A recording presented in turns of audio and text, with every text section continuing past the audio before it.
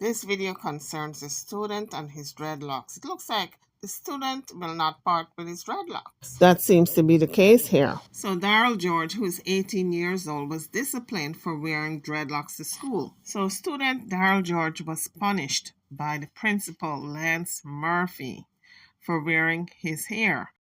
This incident happened August the 31st. The high school's name is Barbie Hill High School and it's located in Mount Bellevue, Texas. So the principal reportedly informed him on October the 11th that he would be sent to EPIC, an alternative education program, from October the 12th to November the 29th due to his failure to comply with various rules in the classroom as well as on campus. As far as the student and his mother knew, there was no uniform requirement. But this is not an isolated case. I've heard of cases like this before over the years, that students have been disciplined in some type of fashion for wearing dreadlocks to school. So that's why the Crown Act was instituted in several states. The Crown Act is a California law which prohibits discrimination based on hairstyle and hair texture by extending protection under the FEHA and the California Education Code. It is the first legislation passed at the state's level in the United States to prohibit such discrimination. The Crown Act is in the following states: Alaska, Arizona, Arkansas, California, Colorado, Connecticut, Delaware, Illinois, Louisiana, Maine, Maryland, Massachusetts, Michigan, Minnesota, Nebraska, Nevada, New Jersey, New Mexico, New York, Oregon, Tennessee, Texas, Virginia, and Washington. So this student is in Texas, so he is covered under the Crown Act to wear his natural hair the way he seems fit. Whatever hairstyle he chooses, that's protected under the Crown Act. The Crown Act stands for Create a Respectful and Open World of Natural Hair and was created in 2019 to ensure protection against discrimination based on a person's hairstyle and hair texture. Black people in America have a long history of discrimination for their hair texture and the way they wear their hairstyles when it comes to the workplace as well as schools. And so this act essentially protects against hair-based discrimination against Black and brown people because it continues to be pervasive in this society. The student handbook from Barbers Hill Independent School District states that hair that extends below the elbows, earlobes, or top of a t-shirt collar is forbidden for schoolmates, and that all principals must have neat, well-groomed hair that is geometric in shape and not an unusual huge or variation. So Darius George, Daryl's mother, and the family's lawyer refute that the teenager's hairstyle is against the dress code. They're saying it's not against the dress code. They got a lawyer. So in a federal civil rights lawsuit against the state's attorney general and the governor, the family filed formal complaints with the Texas Education Agency last month, claiming they were not enforcing the state's Crown Act, which was implemented on September the 1st and outlaws discrimination based on hairstyles. So the Crown Act is more current than the handbook that the school was reading out of. So the school's district also sued in-state district court, requesting an injunction to determine whether the Crown Act is violated by the dress code that limits male students' hair length. So Darisha George held an interview an exclusive interview with the mother, Allie Booker, the attorney, and Dr. Candice Matthews. And this is what they had to say. Let's take a listen.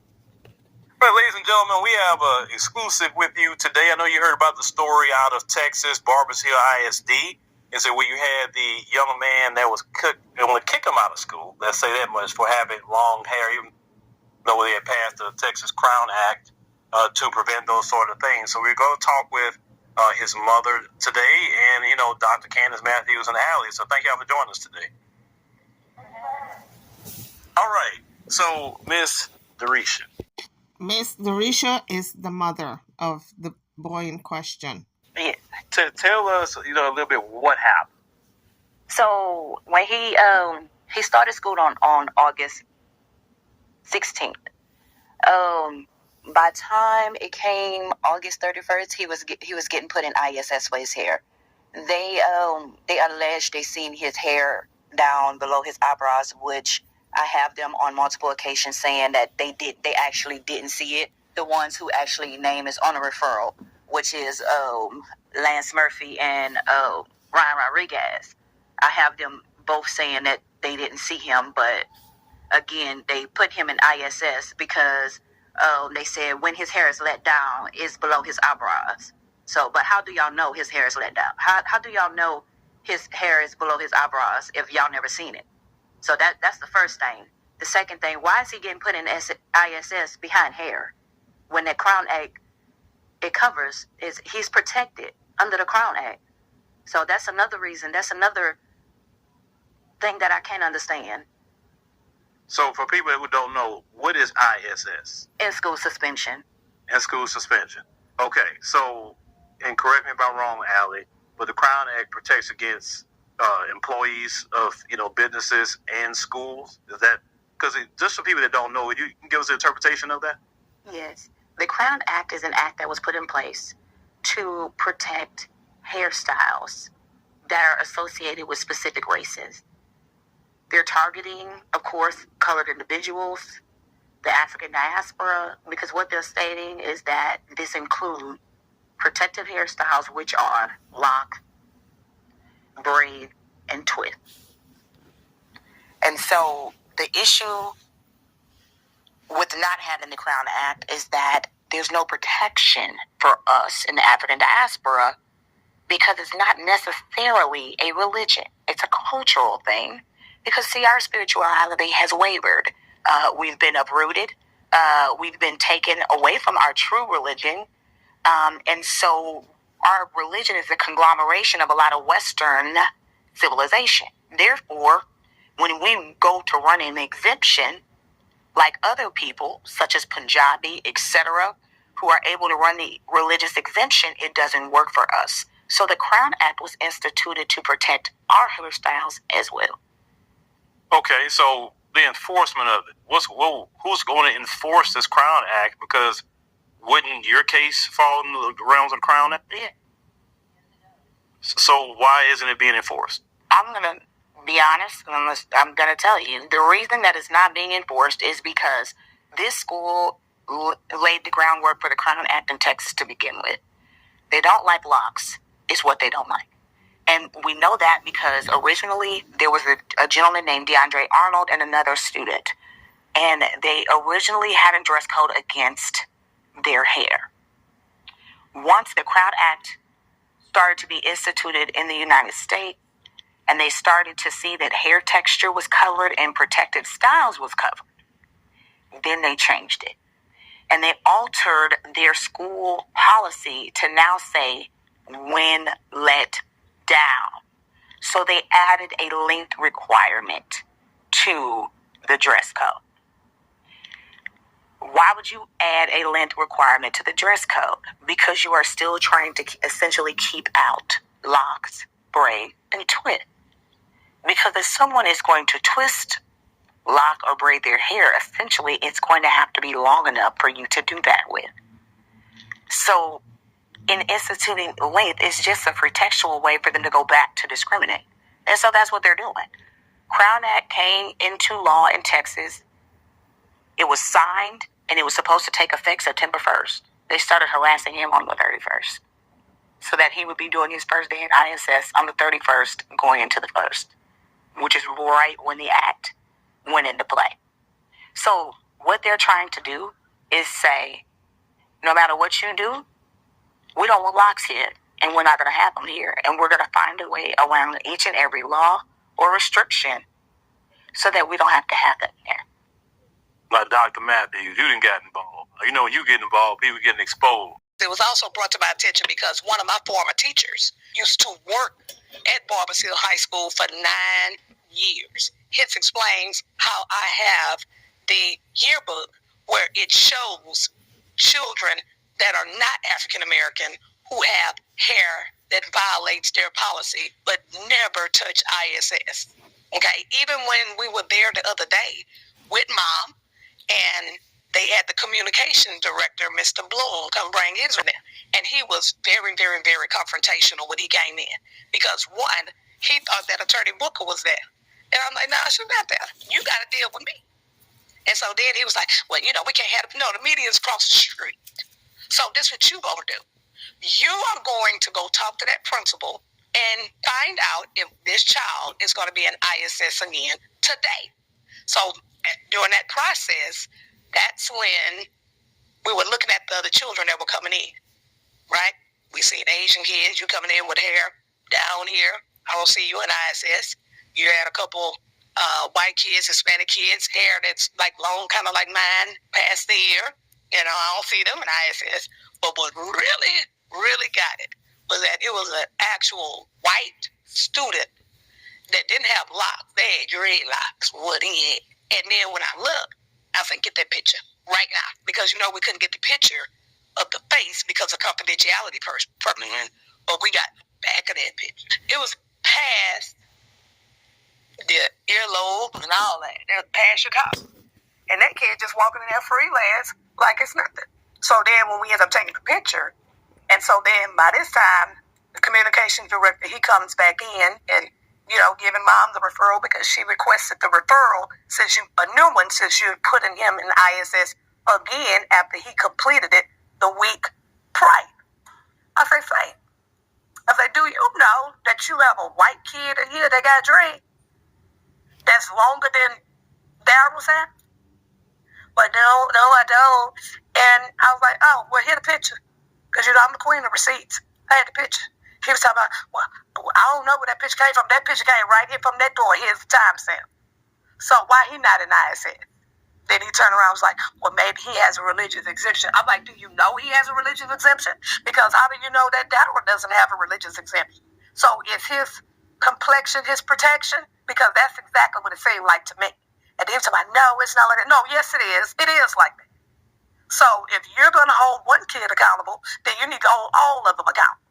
And then we started explaining, because, you know, again, they try to play that wordplay situation in reference to the bill. And he made the statement, well, you know who the author is for the Crown Act. Well, she made the statement stating that the Crown Act protects protective styles, but not layer and not color. And I say, well, let me educate you because, first of all, you are uninformed and you're ignorant. So let me tell you about it. First of all, protective styles, it deals with the length, okay?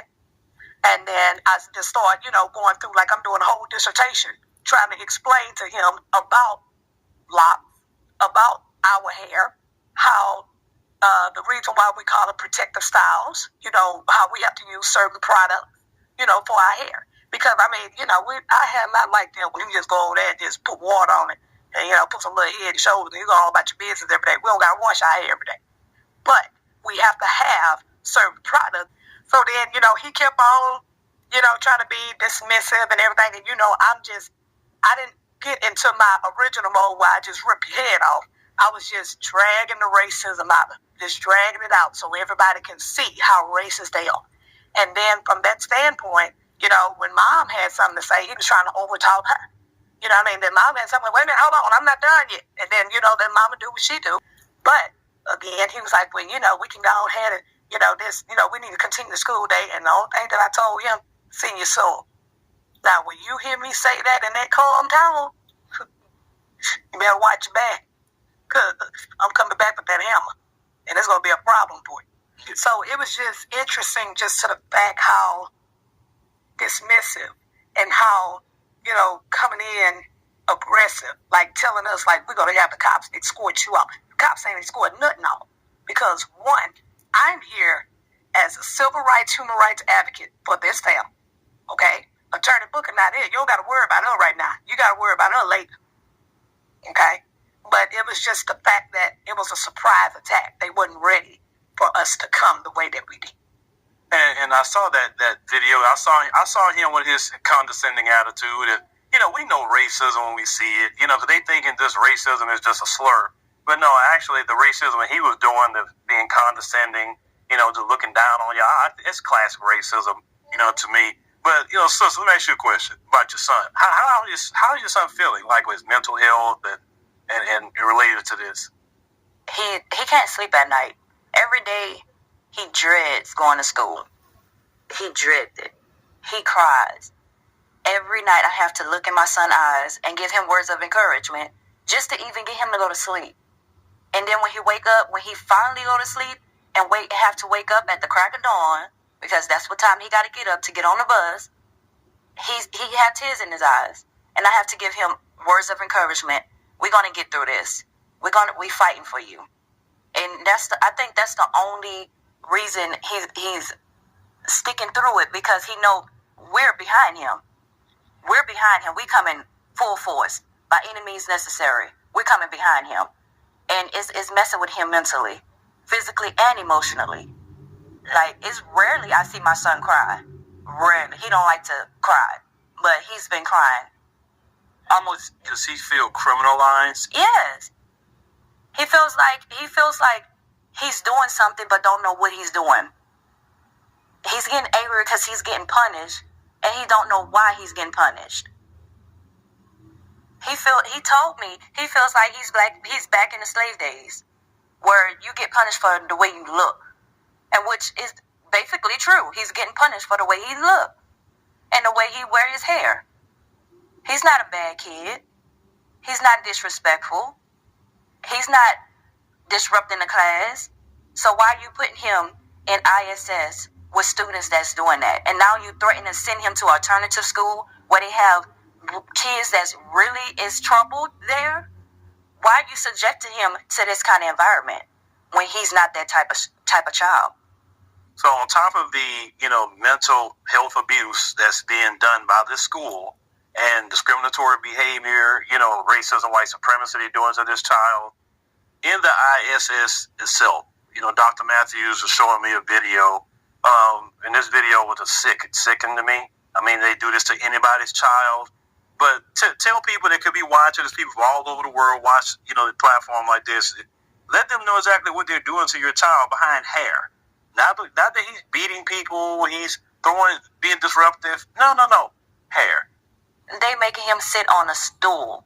No back, no cushion, on a stool, a hard stool, for 7 to 8 hours. He can't move unless he raises his hand to go to the restroom and get permission to go. He can't turn around. He can't adjust.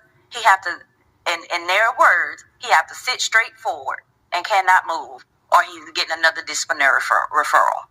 That sounds like prison. Exactly. And let me say this, it's physical abuse. Because when you sit on a hard surface, we all know your bottom's going to hurt. Cool. And this is not he's a skinny kid, He's not a thick kid by any means. It's hurting him physically to sit on that stool like that. And then it's cold. They turn the temperature down exceedingly cold in there on purpose. Wow. Of course, children can't wear hoodies. On top of that, you just get a stack of work. You get no instruction on how to do it. Nobody's teaching you. He's not been in class in weeks. In addition to that, he can't move about freely. And they're not even letting them eat regular lunch. They're eating sandwiches like prisoners do. One of the things I always do when I'm in criminal court is I move to get my prisoners out quick. Because if I don't, they're eating a bologna sandwich. And that is not anything that somebody wants to eat. I specifically when I fight my cases, make sure I get them out. If you on bond, you're going to have to wait, because that's not, they're getting a sandwich. They're missing their hot meal. And if they don't have money for commissary, I made them miss their hot meal. So how do you, and these are adults, how can you do a child like that? And how can you do that when, number one, you're being paid to feed him because of the school lunch program that he qualifies for? He's supposed to get free breakfast and free lunch, and it's supposed to be hot. Now, you're getting the funding for that, but you're getting him a bologna sandwich. Now, I can understand if, hey, it's around Corona time, kitchen is shut down due to educational restrictions, etc., FDA guidelines, no boiling water, etc. They cannot make hot food. Then that means everybody is eating a sack lunch. And there are times the schools have to do that, where if it's the free lunch program, the cafeteria is shut down, and everybody's getting sack lunches. No. The children that are not at ISS are getting hot food for free, and the children that are in ISS are given sandwiches. And here's the catch. What threw me was, we discussed this with school. When she brought it to their attention, they told her if she wants her child to have the hot food in ISS, she has to pay for it. Well, how is she going to pay for it when she has other children? She's a single mother, and on top of that, she qualifies for free lunch for a reason. So now you have a parent that you're putting through emotional turmoil because she has a child sitting on a stool, his butt hurts, he's in a cold room, he's not getting instruction, and she can't afford to feed him and give him the hot food. So that hurts her as well. It's very demeaning. And CPS has been notified and has been to that school on several occasions, and they are, to the best of my knowledge, handling that situation, because those are not proper conditions, not only for her child, but for any child that's sent to ISS. Not allowed. So the additional financial burden they have put on you, and how are you feeling? Like, you personally, we talk about him, but how are you feeling about this? Because I'm a father, and if someone attacked my kid, I get very enraged, and hell's gonna be paid for messing with mine. But how are you feeling? I'm in mama bear mode. When the bears come out of hibernation and they go in protective modes because all the other bears trying to kill the cubs? I'm in mama bear mode. You're not about to kill my baby. Not at all. None of them. And it's even though it's stressful and it's aggravating, but I'm there. I'm his first line of defense, and you will not get past me at all. I tried it the calm way. Now y'all getting the mama bear way. Now y'all getting the me. As you come onto the page, don't forget to hit the like bell and subscribe if you haven't done so as yet. And I want to add, she sits here today and presents herself well, but she just got the hospital. She's having seizures, just throwing her into having seizures. So you're having medical issues due to the stress put on your child due to him being black. Yeah. That's really what it is. Not that he did anything just because he's black. You have to go through all this. Your child being criminalized. When it comes to things like bologna and processed meats, World Health Organization states that you eat that as a guarantee you're going to get cancer. This is normal. And yet they're giving children processed meat like that as food. Like that doesn't even make sense. Now, Dr. Matthew, what's going to happen with this? Because I know Allie gonna come on the law side, but I know you got some foot to put in somebody's butt. Well, the next step at this point right now is that I'm going to be working with State Rep Ron Reynolds, who is the chair of the Texas Legislative Black Caucus. And then, of course, my second hat that I wear is the vice chair of the Texas Democratic Black Caucus. So we're going to be working together so we can inform. Matter of fact, he's on his way to D.C. right now. So the DOJ will be informed about this. And then we're going to be working on trying to get that federal funds removed. Because regardless of the fact, one, you don't have to like us, but you have to respect us. That's one. Two, you don't have to like the law, but you're going to follow it. And I just find it to be very disrespectful because, again, like Attorney Booker stated, the law, the foundation of this law was built based upon their ignorance and racism at Barbers Hill, right? They was the first. Now they are the first to defy the Texas law, okay? As far as with politicians, I'm going to hold them accountable. Even the ones, if this is a bipartisan bill, why we don't hear no Republicans standing up saying something? So I'm going to tell you what's going to happen next. I'm going to pull that legislative scorecard of everybody that voted on this act, and I'm going to send the media to every last one of their offices, because we need to hear what is your take on this child being tortured, on this child being tormented based on wordplay. You know what I mean? Like, I even had a conversation, and it wasn't a nice one, with the author of the bill, you know, because there were some things that... And what is her name? Read about. You know, we had a conversation, and I was wrong with it first. You know, I was wrong with it in the text message, you know, then I was wrong with it over the phone, and then, you know, I had to apologize, you know, for my delivery, but I'm not apologizing for the message. Because at the end of the day, it's like the way how we're looking at this, and I even brought this to State Rep Ron Reynolds, and I brought this to other Democratic colleagues. I'm like, when you look at the media portion of what was stated, you have one, that the Crown Act supports protective styles, right? Then you have, but the Crown Act does not cover length, and it doesn't cover color. So what are you saying? So you saying that in the violation, but the Crown Act, when you're dealing with protective styles, includes the length. Does it kind of make sense? And that is what Barbers Hill is using as the form of wordplay, dealing with the length. This is why you have this child in ISS. This is why you have a child that's sitting on a stool for 7 to 8 hours on end. This is why you have a child that's eating bologna sandwiches and being criminalized over wording. That's an issue. And so when you have elected officials that, one, that's not doing what's right by the interests of us, we know how to get rid of you at the polls. And, I mean, now, she may have said some things like on CNN, you know, she may have said some things like that, but State Rep Ron Reynolds was with us on the front line when it first got started. I don't know about you, but if I was a state rep and that was my bill that got passed, I don't care what part of town or what part of the city of Texas or what town that I'm in Texas, I'm rolling up because that's my bill. We're not seeing this. Now, you know, I set up some things for the top of CNN and stuff like that, and, you know, gave her information to, you know, some of the national media outlets. But again, we were on the front line with you, ma'am. You know, we were on the front line. We were testifying days on end for 2 legislative sessions to get this paid. Don't you think did the mom even get a phone call?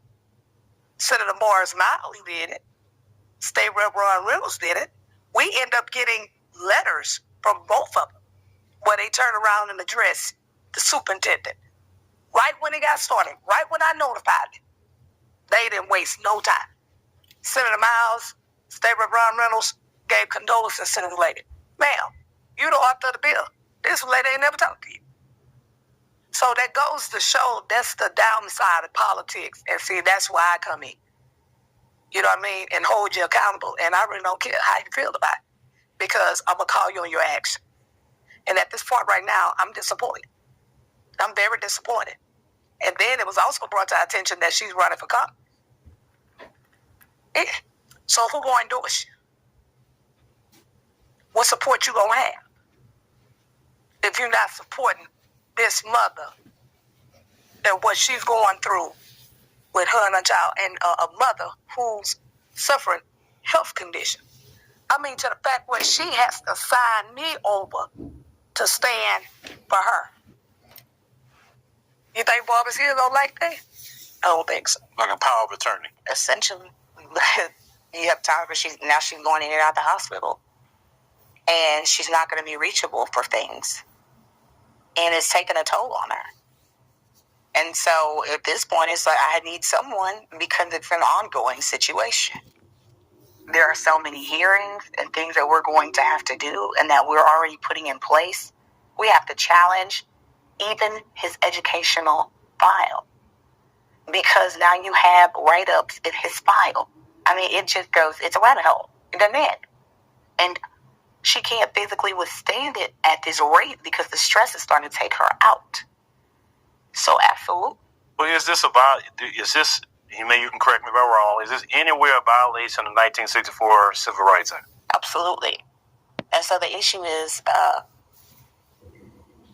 the federal government has been very strong with Barbara Hill and what they've had to say to them. And they told them, they said, look, even your length policy makes no sense because if we scrutinize it, we can't see a purpose for you to have a length policy other than to discriminate. So we're going to have to argue that it's a discrimination in inferior policy. But they're at a standstill because, of course, the Crown Act didn't make it through the Senate, right? And Texas instituted their Crown Act. So when you would think that that would work, then you had Representative Bowers in all of her mouth saying things that aren't conducive to what she once stood for not that long ago. And for her to say she's confused, I don't buy it. I just don't buy it because I'm going to call a spade a spade. And at the end of the day, I heard that you flip-flopped back and forth. You never said you were running to be a part of the United States Congress because you're a state rep. And now all of a sudden, as of yesterday, you said you're running for United States Congress after this stuff comes out, but you have no money. So guys, that was a Derecha George interview with Ali Booker attorney, the mother of 18-year-old Darrell George, and Dr. Candice Matthews. So guys, if you want to weigh in on this conversation, drop your comments. This was only a partial interview. They start to talk about politics. And so drop your comments if you'd like to weigh in. I'm over and out. Don't forget to hit the like bell, subscribe to the channel if you haven't done so as yet. And don't forget to turn on your notification bells. If I drop a new video, you can be notified. Thank you for watching.